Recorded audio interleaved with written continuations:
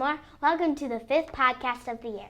My name is McKenna Bennett. And I'm Anna Doherty, and we are excited to be today's anchors. Spring is upon us, and that means we need to spring into action. That's right, and boy do we have a show for you. This month we covered 4 stories of fun places to go visit or see as a family. From touring a bakery and a candy factory in DeKalb to visiting a forest preserve in Genoa, and seeing a herd of buffalo in Franklin Grove.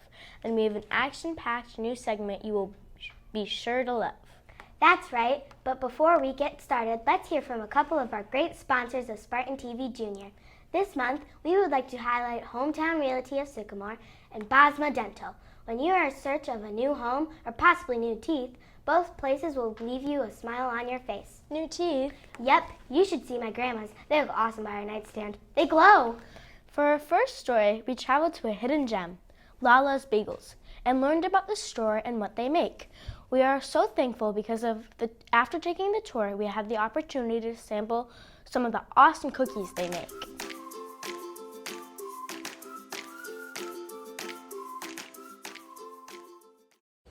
Hello and welcome to Spartan TV Junior. We're here at Lala's Bakery, and we have some questions for you.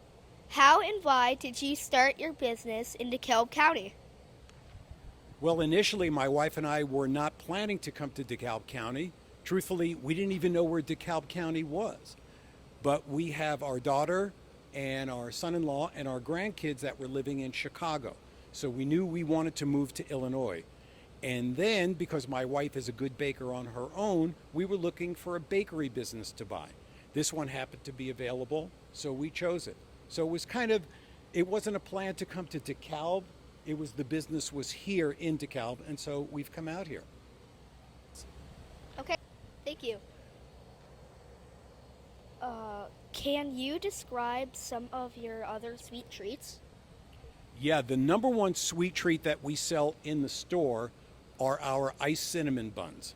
They sell the most of any of our products every single day.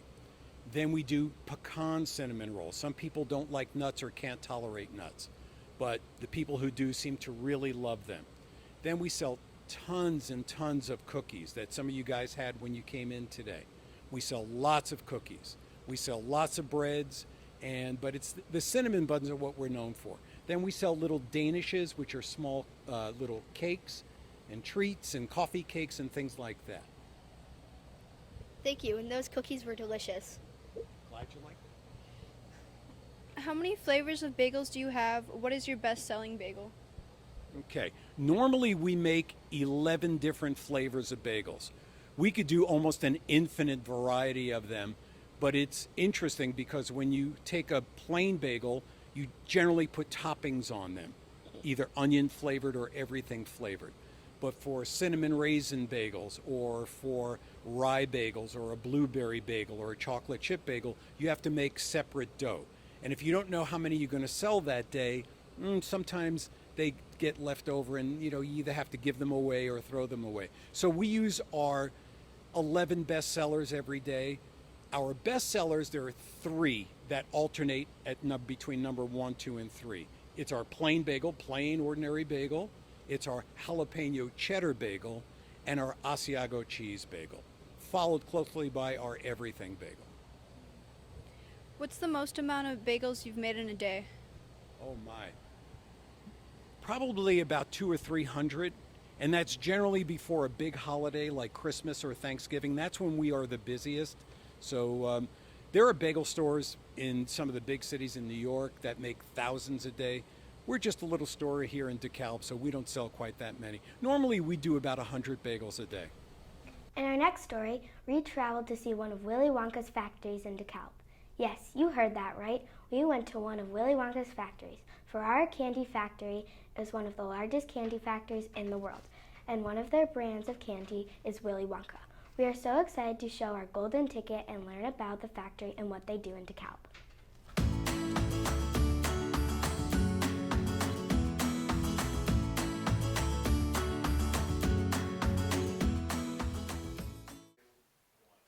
Who came up with the idea of starting a candy business and why? So in 1908, Italian immigrant by the name of Salvatore Ferrero, he came to Chicago and started a bakery in the Little Italy area in the city. He primarily focused on baked goods, but eventually started selling a candy coated almond. Eventually, those candy coated almonds outsold the bakery items, so therefore, the family built Ferrera Pan, which is the panning process of producing sweets, and that's how it started. What kind of candy do you sell? So we sell all types of candies, right?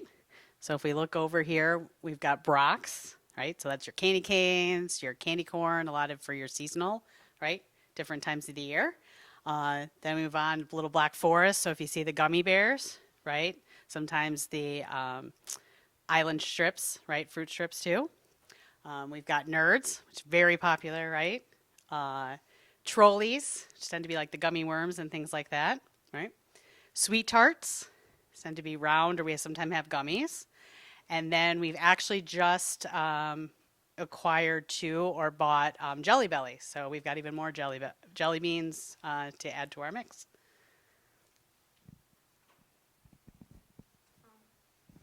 About how much candy do you make a day? It's a big question. So for the year, we produce about 500 million pounds.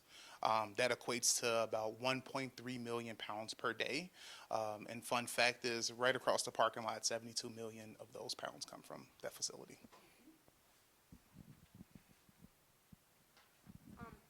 What is the most popular candy sold here, and why is it the most popular? So I always like to ask, what do you think? But I won't put you on the spot, right? Oh, I gave it to you ahead of time, didn't I? Yes. So Nerds is it used to, 5 years ago, we sold about $50 million worth of Nerds, right? Today we send 500 million. So part of that has to do with our Nerd clusters, right? So that's where the gummies inside and you've got the candies, the Nerds on the outside.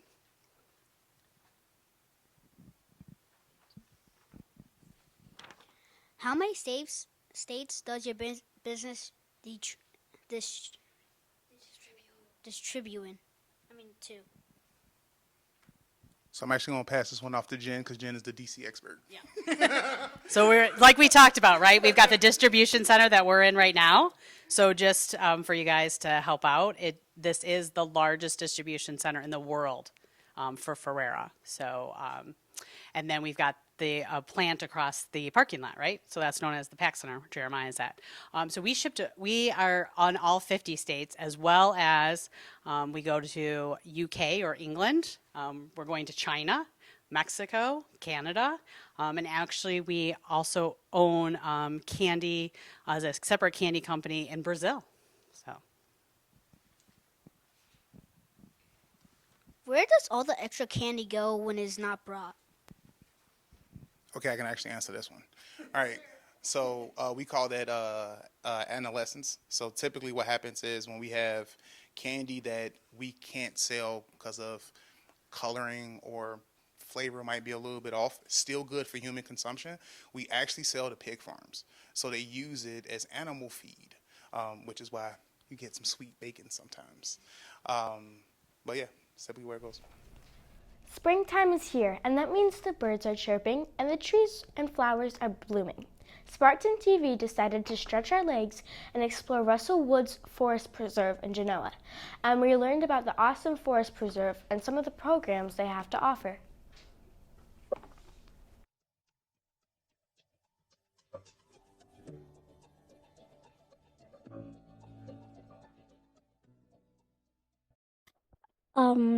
We First question.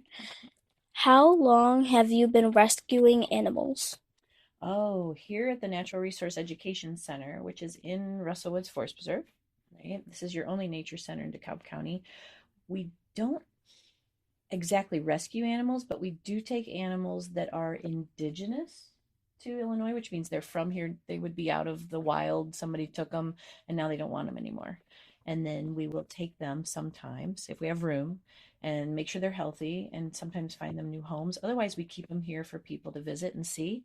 And people come back often to see the turtles. And we have a lizard, we have snakes, we have a bird, as you can hear sometimes, right? So we don't rescue them, but we do sometimes adopt them temporarily and then be kind of like a foster family. What summer programs and upcoming events do you offer at Russell Woods for kids and families? Coming up soon in April 20th, we have our annual Nature Fest. So the Nature Fest is for families with elementary age children. Anybody can come, but there's activities throughout the whole forest preserve, and you get a passport and you go to all 10 stations. You get your passport stamped. You get to do a little activity and you learn something, hopefully. And the day goes from 10 a.m. to 1 here in Russell Woods, and you can check in at the shelter or check in here at the Nature Center and do all those activities. And then after that is summer camp season. So we offer 4 different weeks of summer camp. So kids that are 7 to 9-year-olds can come to 2 different camps, and kids that are 9 to 11-year-olds can come to 2 different camps. And those will happen in June and July. What are your hours of operation? Someone is here Monday through Friday from 9 a.m. to 3 p.m. We're here later, and if people come by, we often open the door, but we try to be sure that there's someone here to let people in and visit with the animals from 9 a.m. to 3 p.m.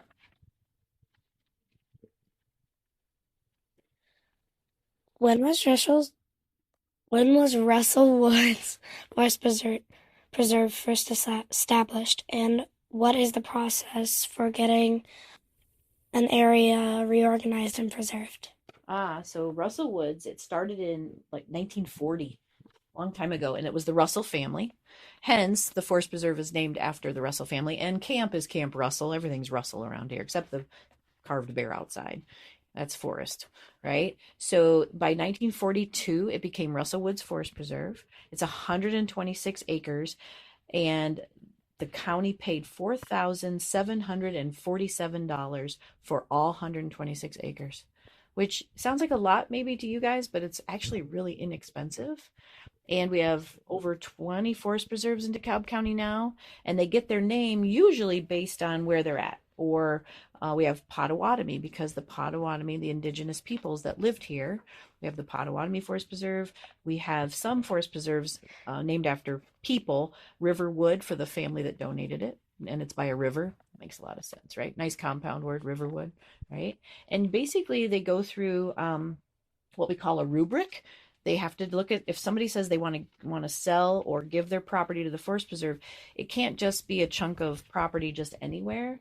They prefer it to be in a place where people can enjoy and recreate further, or attach it to another forest preserve next to the Kishwaukee River, or something that makes sense to connect homes and schools and communities to each other with natural lands in between. Our final story, we traveled to Franklin Grove to see a nature preserve that has worked to restore its land to its natural state of what Illinois was like a long time ago. This preservation is run entirely by volunteers. It was so beautiful to walk around and see the views. It was also exciting to herd over 100 buffalo.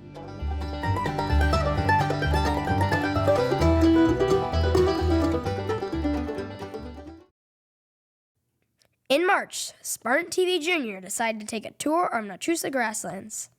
Nachusa Grasslands is a nearly 4,000-acre nature preserve and is home for 120 bison and nearly 180 species of birds. Nachusa Grasslands is located near Oregon, Illinois. Nachusa Grasslands was donated to the Nature Conservancy, and with the help of nearly 10,000 volunteers and upwards of 200,000 hours of work, it was turned into the 4,000-acre prairie it is today. Well, Sycamore, thanks for tuning into this news segment. Stay tuned, because in a couple of weeks, we will have our last news segment for the year. It will be all about the Olympics. Until next time, go Spartans!